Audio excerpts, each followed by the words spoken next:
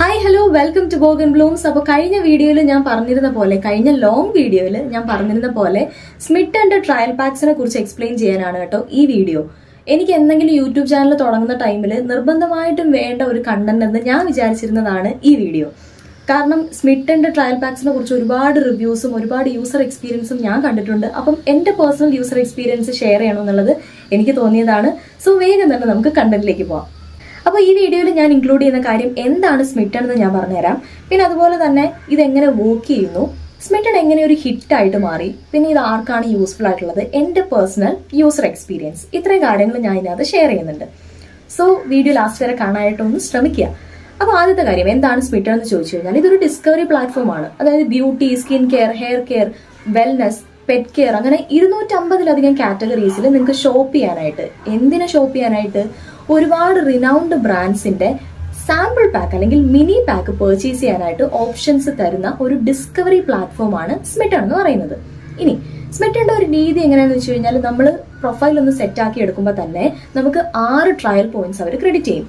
Download ചെയ്യാൻ പറ്റുന്നത് play സ്റ്റോറിൽ നിന്നാണ്. പ്ലേ സ്റ്റോറിൽ നിന്ന് ഡൗൺലോഡ് ചെയ്ത് കഴിഞ്ഞാൽ നമുക്ക് എന്ത് ചെയ്യും, പ്രൊഫൈൽ ഒന്ന് സെറ്റ് ചെയ്ത് കഴിഞ്ഞാൽ 6 ട്രയൽ പോയിന്റ്സ് അവർ ക്രെഡിറ്റ് ചെയ്യും. ഇനി 6 ട്രയൽ പോയിന്റ്സ് വെച്ചിട്ട് ട്രയൽ പാക്ക് എന്നുള്ള കാറ്റഗറിയിൽ മാക്സിമം അപ് ടു 6 പ്രൊഡക്ട്സ് നിങ്ങൾക്ക് പർച്ചേസ് ചെയ്യാം. ചിലപ്പോൾ നിങ്ങൾക്ക് 2 പ്രൊഡക്റ്റ് പർച്ചേസ് ചെയ്യാൻ പറ്റും. കാരണം ചില പ്രൊഡക്റ്റിന് 5 ട്രയൽ പോയിന്റ് കൊടുക്കേണ്ടി വരും, ചിലതിന് 4 ട്രയൽ പോയിന്റ്, ചിലതിന് 1 ട്രയൽ പോയിന്റ്. അങ്ങനെ മാക്സിമം നിങ്ങൾക്ക് 6 പ്രൊഡക്ട്സ് കാർട്ടിലേക്ക് ആഡ് ചെയ്തിടാം. ഇനി കാർട്ടിൽ ആഡ് ചെയ്തിട്ടതിന് ശേഷം നിങ്ങൾ എന്ത് ചെയ്യും, പേയ്മെന്റ് കൊടുക്കണം.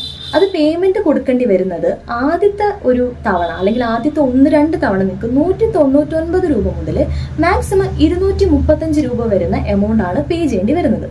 അപ്പം മാക്സിമം 235 രൂപ വരെ പേ ചെയ്യേണ്ടി വരുന്നു. ഇനി 6 പ്രൊഡക്ട്സുകൾ മാക്സിമം നിങ്ങൾക്ക് കിട്ടുകയും ചെയ്യുന്നു. എക്സ്ട്രാ നിങ്ങൾക്ക് ഒരു ഗിഫ്റ്റും കൂടെ കിട്ടും. ഇനി ഏറ്റവും നല്ലൊരു കാര്യം, ഈ ഗിഫ്റ്റ് നിങ്ങൾക്ക് ചൂസ് ചെയ്യാം. ലിമിറ്റഡ് ആയിട്ടുള്ള ഓപ്ഷൻസേ ഉണ്ടാവുള്ളൂ. പക്ഷേ നീം കോംബ്, പിന്നെ നമ്മുടെ നല്ല ടോണേഴ്സ് ഉണ്ടാവും, ചിലപ്പോൾ സെറം ഉണ്ടാവും, ചിലപ്പോൾ ഒരു പൗച്ച് ഉണ്ടാവും, കീ ചെയിൻസ് ഉണ്ടാവും. അങ്ങനെ ഒരുപാട് വെറൈറ്റി പ്രോഡക്ട്സ് നമുക്ക് ഫ്രീ ഗിഫ്റ്റ് ആയിട്ട് കിട്ടും. അത് നമുക്ക് ഏതെങ്കിലും ഒരെണ്ണം മാത്രം ചൂസ് ചെയ്യാം.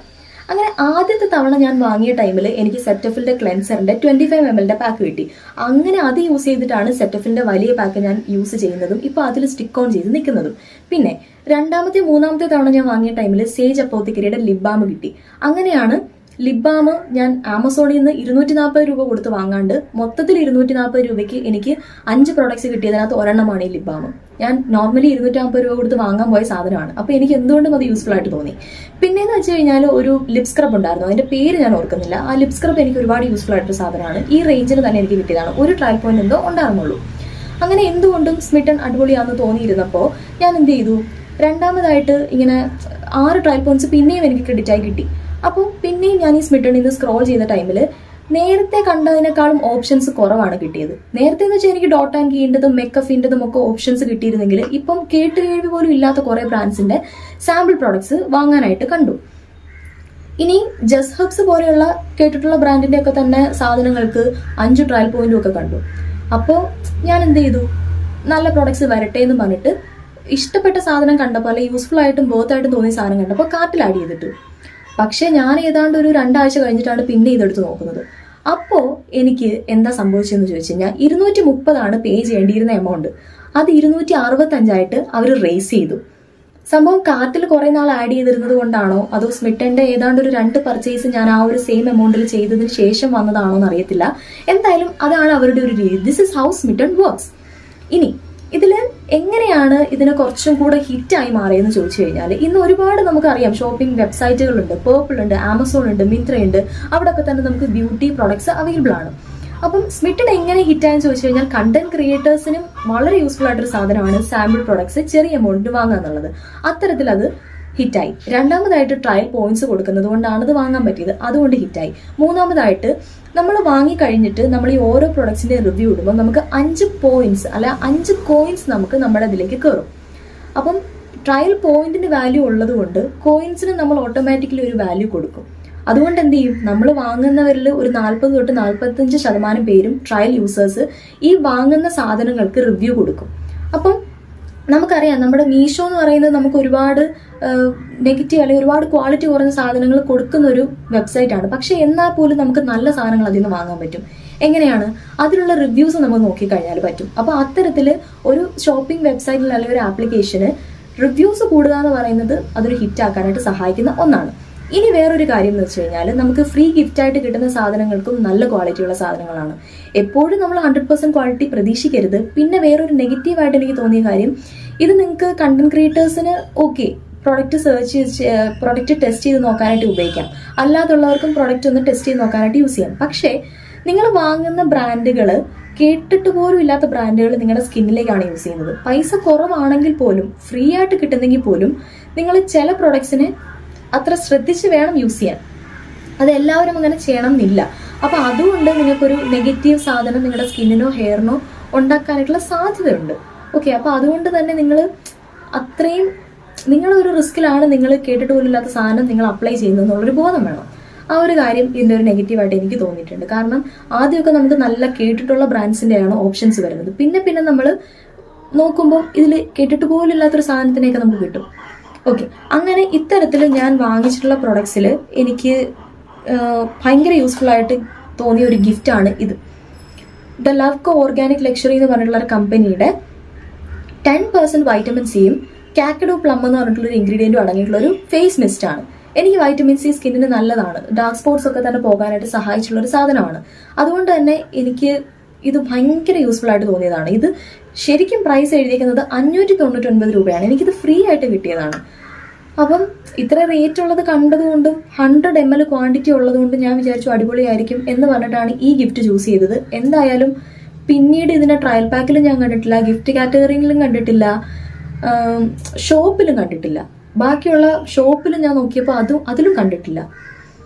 അങ്ങനെ ഞാൻ ഇരിക്കുന്ന ടൈമിൽ ഈ ഇടയ്ക്ക് റീസെന്റ് ആയിട്ടുള്ള ടൈമിൽ എനിക്ക് ഗിഫ്റ്റായിട്ട് ഈ സാധനം പിന്നെയും വന്നു. അപ്പം ഞാനത് സെലക്ട് ചെയ്ത് കാർട്ടിൽ ഇട്ടിട്ടുണ്ട്. പിന്നെ ഞാൻ പറഞ്ഞില്ലേ, കേട്ടിട്ട് പോലും ഇല്ലാത്ത കുറച്ച് സാധനങ്ങളുടെയൊക്കെ മിനി പാക്കും കിട്ടും.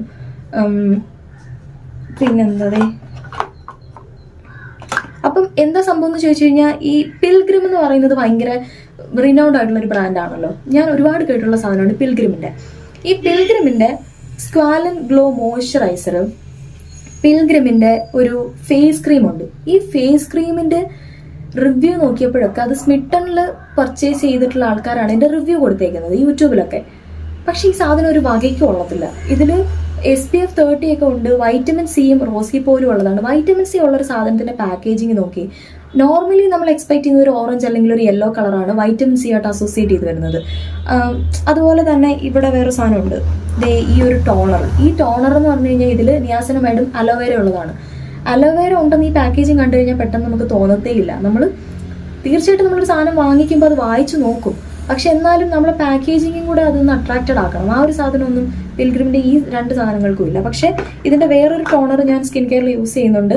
അത് ഓക്കെയാണ്. അത് കിവി എക്സ്ട്രാക്റ്റും അലോവേര ഉള്ളതാണ്. അതിനൊരു ഗ്രീൻ കളറുണ്ട്. അത് യൂസ് ചെയ്തിട്ട് ഹൈഡ്രേറ്റിങ്ങും കൂടെയാണ്.